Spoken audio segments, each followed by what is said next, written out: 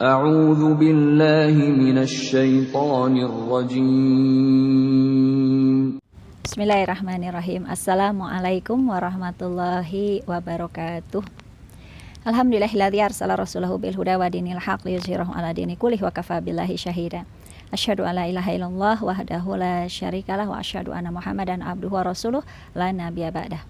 Allahumma sholli ala Muhammad wa ala alihi wa sahbihi ajmain, amma ba'du.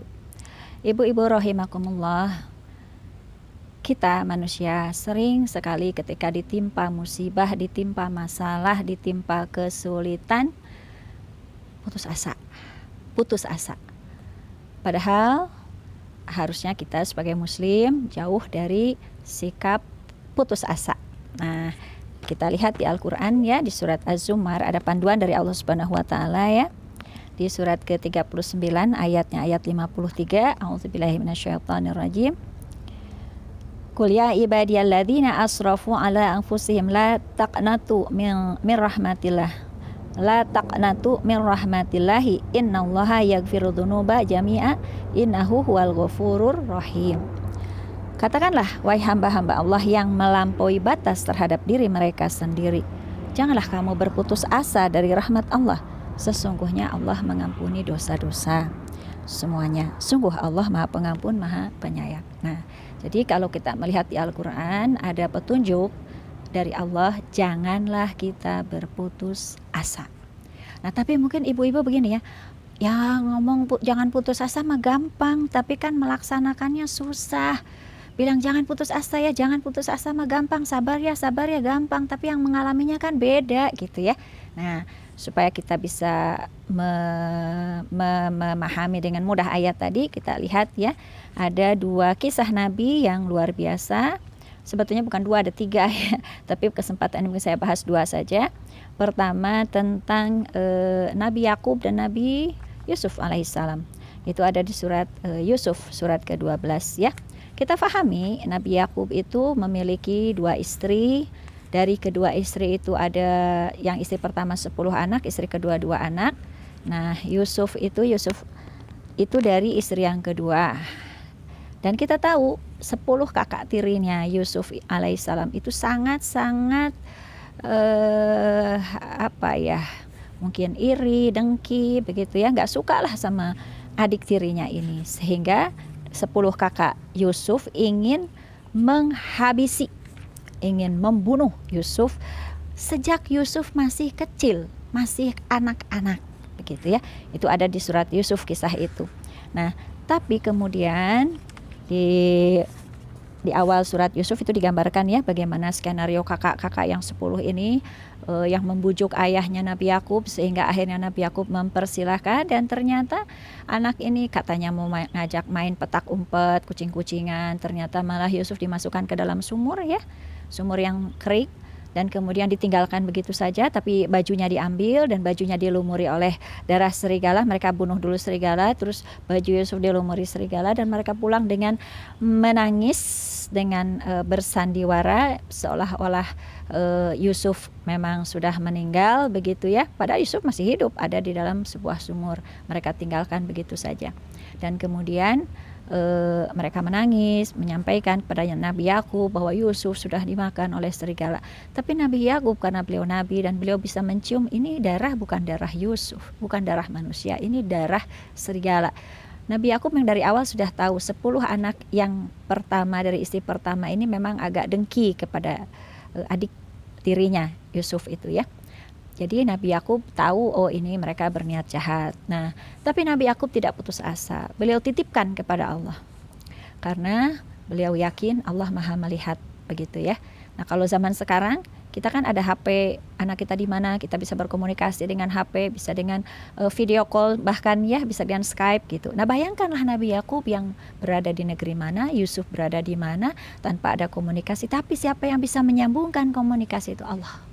Jadi Nabi Yakub titipkan Yusuf, anak kecilnya ini, kepada Allah Subhanahu wa taala. Ya Allah, kutitipkan Yusuf kepadamu. Nah, sampai akhirnya Yusuf besar ya. Yusuf kan kemudian ada musafir yang menemukan Yusuf, kemudian dijual seperti budak belian begitu ya, dan kemudian dibeli oleh Al-Aziz dan seterusnya sampai ini berpuluh-puluh tahun kemudian, dan baru Nabi Yakub itu bisa bertemu dengan Yusuf itu. Nah, di surat 12 surat Yusuf ayat ke-87 ya. Ini sampai Nabi Yakub itu matanya agak lamur ya, karena selalu memikirkan Yusuf. Beliau tahu Yusuf tidak meninggal. Kenapa? Karena Yusuf ketika masih kecil bermimpi yang 1 matahari, 1 bulan dan 11 bintang sujud kepada Yusuf. Jadi itu tafsir mimpinya itu Nabi Yakub memahami Yusuf itu nanti akan menjadi rasul, pelanjut risalah Nabi Yakub. Dan nanti siapa 1 matahari itu tidak lain adalah beliau sendiri, Nabi Yakub alaihissalam. Siapa bulan, ibunya Yusuf, dan 11 itu 10 kakak tirinya dan 1 adik kandung Yusuf yang akan semua bersujud kepada Nabi Yusuf alaihissalam. Begitu ya. Nah, di ayat 87 setelah Nabi Yakub usianya makin sepuh, makin uzur, beliau berdoa, bukan berdoa ya, saya ulangi. Jadi di sini di surat Yusuf ayat 87 beliau memerintahkan kepada anak yang 10 untuk mencari Yusuf. Ya bani yadhabu fathassasu mi Yusuf wa ahihi wa la tayasu min rauhillah innahu la yasu min rauhillah illal qaumul kafirun. Wahai anak-anakku, pergilah kamu, carilah berita tentang Yusuf dan saudaranya Bunyamin. Ini di ayat ini ketika Bunyamin sudah diambil oleh Yusuf. Dan janganlah kamu berputus asa dari rahmat Allah. Sesungguhnya yang berputus asa dari rahmat Allah hanyalah orang-orang kafir. Nah, jadi ini setelah berpuluh-puluh tahun Nabi Yakub kehilangan Yusuf, tapi beliau tidak pernah berputus asa dari rahmat Allah.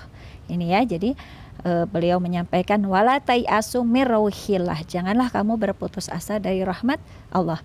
Innahu la yayasu mir rauhillah illal qaumul kafirin. Sesungguhnya orang yang berputus asa dari rahmat Allah hanyalah orang kafir. Nah, jadi Nabi Yakub mengajarkan kepada kita semua janganlah berputus asa. Dan ini jawaban doanya ini tidak sehari, tidak sebulan, tidak setahun, tapi berpuluh-puluh tahun. Nabi Yakub yakin Yusuf masih hidup karena janji Allah tadi bahwa Nabi Yusuf akan menjadi nabi, dan 1 matahari, 1 bulan, 11 bintang akan sujud kepada Yusuf. Nah, sehingga Nabi Yakub yakin, keyakinannya itu beliau janganlah berputus asa kepada rahmat Allah. Ayo kalian cari di mana Yusuf berada, begitu ya. Nah, ini yang bisa kita contoh dari bagaimana Nabi Yakub alaihissalam mengajarkan kepada kita semua kesabaran yang luar biasa, kesabaran yang membaja, yang beliau sama sekali tidak berputus asa dari rahmat Allah. Berikutnya satu nabi lagi, Nabi Zakaria. Ini ada di surat Ali Imran ya. Nabi Zakaria itu pamannya Maryam. Jadi Maryam itu ibunya Nabi Isa alaihissalam. Jadi keluarga Ali Imran itu istrinya hamil. Istrinya itu ibunya Maryam ya.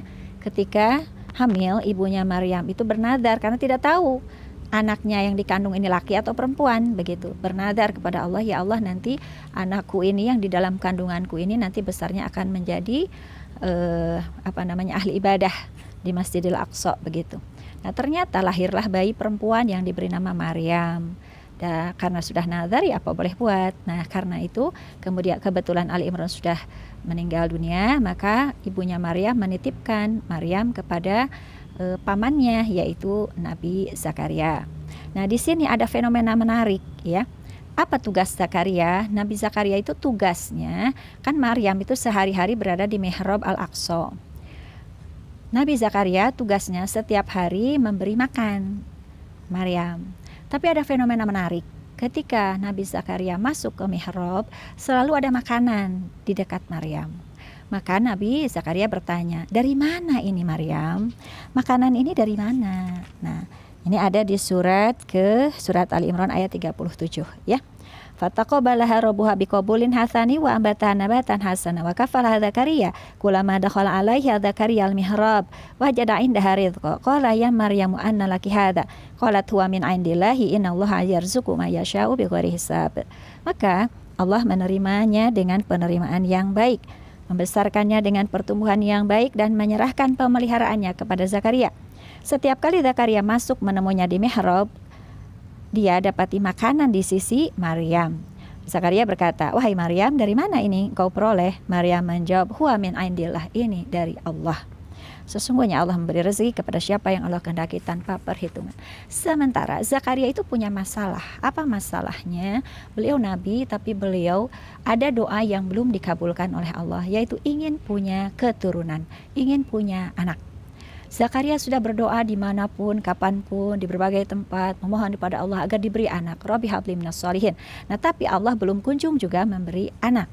Maka ketika Zakaria melihat betapa Maryam doanya dikabulkan oleh Allah, Nabi Zakaria mengambil input. Oh, berarti tempat ini makbul.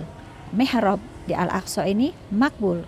Maka itu Zakaria akhirnya berdoa di mihrab tempat Maryam tinggal, yaitu di mihrab Al-Aqsa. Di surat Ali Imran ayat 38, hunalika da'a Zakaria rabbah qala rabbi habli min ladunka dzurriyyatan thayyibah innaka sami'ud du'a. Di sanalah Zakaria berdoa kepada Rabbnya. Dia berkata, "Ya Rabbku, berilah aku keturunan yang baik dari sisimu. Sesungguhnya Engkau Maha mendengar doa." Nah, sehingga akhirnya Nabi Zakaria setiap menemui Maryam memberi makanan, dan beliau berdoa, terus berdoa, sehingga akhirnya dikabulkan doanya. Ada di ayat ke-39, fanadatul malaikatu wa huwa qaimu yusalli fil mihrab annallaha yubashshiruka bi Yahya musaddiqan bi kalimatin minallahi wa sayyidan wa hasura wa nabiyyan minas sholihin. Kemudian para malaikat memanggilnya ketika dia berdiri melaksanakan sholat di mihrab. Allah menyampaikan kabar gembira kepadamu dengan kelahiran Yahya yang membenarkan sebuah kalimat firman dari Allah, panutan, berkemampuan menahan diri dan dari hawa nafsu, dan seorang nabi di antara orang-orang soleh. Nah, Nabi Zakaria kaget, lalu menjawab di ayat 40, qala rabbi anna yakunu li gulam wa qad balagani al-kibaru wa imraati aqir qala kadzalika Allahu yaf'alu ma yasha. Zakaria berkata, "Ya Robku, bagaimana aku bisa mempunyai anak sedangkan aku sudah sangat tua dan istriku pun mandul?" Allah berfirman, demikianlah Allah berbuat apa yang Allah kehendaki. Nah, jadi di ayat berikut ada kelanjutannya yang intinya doa Nabi Zakaria pada akhirnya dikabulkan oleh Allah Subhanahu wa taala. Sebetulnya ada satu lagi Nabi Ibrahim alaihissalam, kita tahu beliau punya istri pertama Sarah, istri kedua Hajar. Dari istri pertama beliau tak kunjung punya anak, tapi dari istri kedua Hajar beliau punya anak namanya Ismail alaihissalam. Nah, tapi kemudian ketika Nabi Ibrahim alaihissalam berumur 90 tahun dan istrinya pun sudah sangat tua, Sarah ini Allah pun memberikan anak pada akhirnya. Nah, jadi dari 3 kisah Nabi tadi, mudah-mudahan kita bisa mendapat ibrah, pelajaran bahwa janganlah berputus asa dari rahmat Allah. Ketika doa kita sudah kita laungkan, kita sudah kumandangkan doa tapi belum dikabulkan, mungkin belum saatnya sekarang Allah kabulkan. Bisa jadi menurut kita sekarang saat yang tepat, menurut Allah belum sekarang, mungkin besok, lusa, mungkin tahun depan, mungkin kapan, mungkin bulan, mungkin berapa puluh tahun kemudian, begitu ya. Jadi pokoknya teruslah berdoa dan teruslah memohon kepada Allah, teruslah berharap kepada Allah. Kuncinya janganlah pernah berputus asa kepada rahmat Allah, karena yang putus asa kepada rahmat Allah termasuk orang kafir. Demikian ibu-ibu, mudah-mudahan ada hikmah dan manfaatnya. Kesalahan datangnya dari saya, kebenaran datang dari Allah. Al-haqqu min rabbik wa la takunanna minal mumtarin. Billahi taufiq wal hidayah. Wassalamualaikum warahmatullahi wabarakatuh.